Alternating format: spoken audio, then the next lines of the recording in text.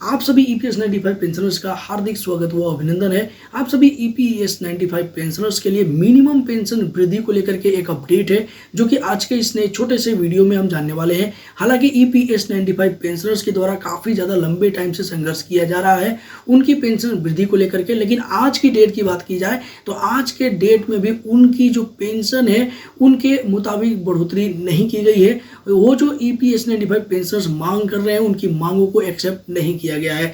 लेकिन फिर भी आपको देखने को मिल रहा है कि यहाँ पे संसद का सत्र स्टार्ट हो चुका है और राज्यसभा से एक क्वेश्चंस आंसर मिनिमम पेंशन को लेकर के किया गया है। अब देखिए यहाँ पे क्वेश्चंस आंसर जितने ज़्यादा होंगे उतनी ही ज़्यादा प्रोबेबिलिटी होगी आपकी पेंशन वृद्धि को लेकर के।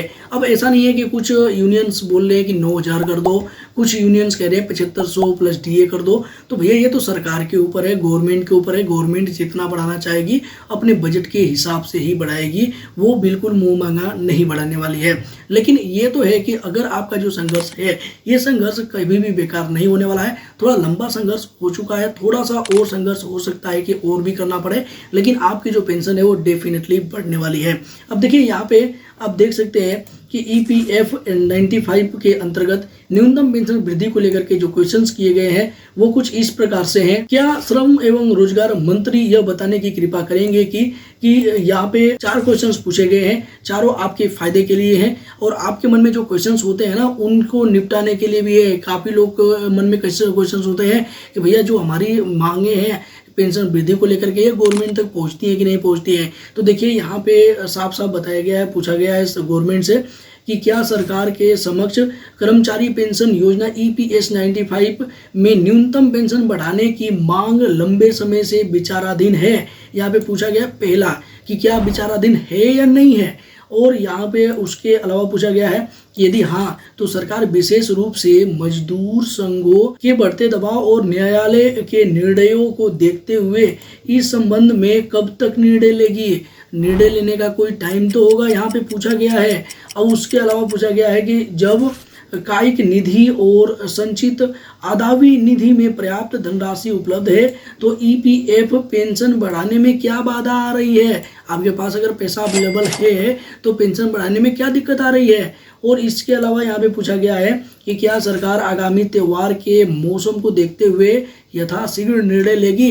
यानी कि यहाँ पे जो भी लोग संघर्ष कर रहे हैं अपने पेंशन वृद्धि को लेकर के, आगामी जो त्योहार आने वाले हैं इनमें कुछ गुड न्यूज देने वाली है गवर्नमेंट या नहीं देने वाली है। बस इतने क्वेश्चंस पूछे गए हैं। अब देखिए इसमें आपको उत्तर भी मिला हुआ है। उत्तर आप देख सकते हैं कि श्रम और रोजगार मंत्री राज्य मंत्री ने दिया है, सुश्री शोभा जी ने दिया है। यहाँ पे जैसा कि आप देख सकते हैं कि क और घ से जो भी इन्होंने आंसर दिया है वो ये दिया है कुछ इस तरीके से कि कर्मचारी, देखिए ये पूरा सभी का इन्होंने आंसर इसमें ही दे दिया है, इतने 3 पैराग्राफ में दे दिया है। क्या इन्होंने कुछ कहा है पेंशन वृद्धि को लेकर के। सबसे पहले तो यहाँ पे इन्होंने बोला है कि ये जो भी कर्मचारी पेंशन योजना है ईपीएस 1995, इसके अंतर्गत जो न्यूनतम पेंशन है मौजूदा 1,000 रुपये है और इसको बढ़ाने के लिए इनके पास आवेदन प्राप्त हो चुके हैं। देखिए यहाँ पे बताया गया है ट्रेड यूनियनों और जन प्रतिनिधियों सहित विभिन्न हितधारकों से अभ्यावेदन प्राप्त हुए हैं। इन्होंने मना नहीं किया है कि हमें कोई भी आवेदन नहीं मिला है, इस तरीके की कोई बात ही नहीं चल रही है। यहाँ पे ये एक्सेप्ट कर रही है कि बात चल रही है, लेकिन यहाँ पे गवर्नमेंट क्यों नहीं बढ़ा रही है, क्या कुछ यहाँ पे बताया गया है। तो देखिए यहाँ पे सबसे पहले तो इन्होंने इस स्कीम के बारे में बताया है कि ये जो एक स्कीम है ये अंशदान परिभाषित लाभ वाली स्कीम है। देखिए सामाजिक सुरक्षा योजना है ये एक, और इसमें जो आपका नियोक्ता है वो 8.33% की दर से पैसा जमा करता है और केंद्र सरकार द्वारा भी 1.16% की दर से दिया जाता है।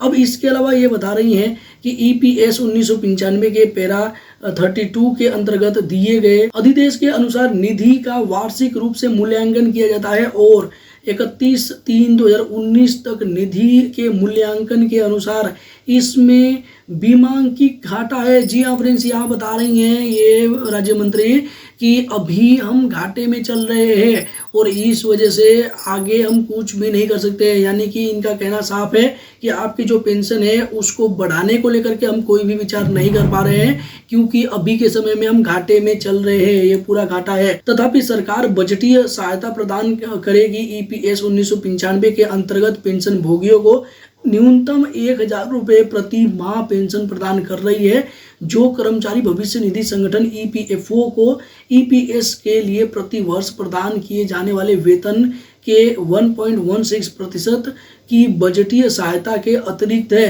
यानी कि कहने का मतलब ये है मंत्री जी का कि अभी हम घाटे में चल रहे हैं और ये जो 1,000 रुपये प्रति माह की जो न्यूनतम राशि हम दे रहे हैं, कहीं ना कहीं ये भी हम मुश्किल से दे पा रहे हैं। इस पूरे पैराग्राफ से तो ये ही समझ आ रहा है इनके पूरे आंसर से। तो जैसा कि यहाँ पे आप देख पा रहे हैं कि जो सुश्री शोभा जी ने अपना आंसर दिया है, कुछ इस तरीके से गोल मटोल दिया है कि कहने का मतलब ये है कि सब मिला जुला के हम घाटे में चल रहे हैं और ये जो 1,000 रुपये की न्यूनतम राशि दे रहे हैं, कहीं ना कहीं ये भी बहुत ही ज़्यादा दे रहे हैं। अब इससे ज़्यादा देने की कोई उम्मीद नहीं लग रही है, लेकिन हो सकता है कि आने वाले समय में कुछ चमत्कार हो जाए और गवर्नमेंट के द्वारा आपकी जो पेंशन है इसे बढ़ा करके 2 से 3 गुना कर दिया जाए।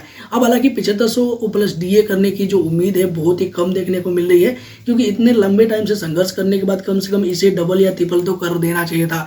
क्योंकि ये काफ़ी सारे राज्यों में आपने देखा होगा कि जब चुनाव का माहौल होता है तो फ्री की रेवड़ियाँ मिलना स्टार्ट हो जाती हैं। काफ़ी सारे टाइप के अलग अलग तरीके के जो स्कीम है, पेंशन योजनाएं हैं, वो एक्टिव हो जाती हैं और लोगों को पेंशन भी मिलती है। ऐसे लोगों को भी पेंशन मिलती है जिन्होंने 1 रुपया भी अंशदान नहीं किया है। अब इन लोगों ने जो ईपीएस 95 पेंशनर्स हैं, इन लोगों ने तो अपना योगदान दिया था ना, पैसा दिया था ना। उस टाइम अगर ये पैसा नहीं दिए होते, किसी और काम में लगा दिए होते, तो ये वैसे भी इनको पेंशन लेने की कोई भी जरूरत नहीं पड़ती है। लेकिन गवर्नमेंट ने जैसा कि इनका पैसा लिया हुआ है और इनको पेंशन देने की बात करी थी, तो उसके हिसाब से अभी जो पेंशनर्स हैं मांग कर रहे हैं कि भैया महंगाई इतनी बढ़ चुकी है, अभी उस टाइम आपने जो भी वादे किए थे वो अलग थे, अब इस पर विचार कीजिए, इसमें कुछ संशोधन कीजिए और हमें जो पेंशन है वो बढ़ा करके दीजिए, क्योंकि इतने में कुछ भी नहीं हो रहा है। तो बस इतनी सी बात है। लेकिन गवर्नमेंट अभी के समय में तो कोई सुनने के मिजाज में नहीं लग रही है। जैसा कि आपका जो आंसर है जो मंत्री जी का, वो आप देख पा रहे हैं कुछ इस तरीके का है। तो इससे तो कोई भी उम्मीद नहीं लगा सकता है कि आपकी जो पेंशन है ये बढ़ाने की उम्मीद में है। बाकी आपकी क्या राय है नीचे कमेंट बॉक्स में कमेंट करके बता सकते हैं। इस वीडियो को आप ज़्यादा से ज़्यादा शेयर कर सकते हैं, जिससे कि ज़्यादा से ज़्यादा लोगों को इसके बारे में पता चल सके। इसी के साथ मिलते हैं किसी नेक्स्ट इन्फॉर्मेटिव वीडियो में, तब तक के लिए जय हिंद, जय भारत, वंदे मातरम।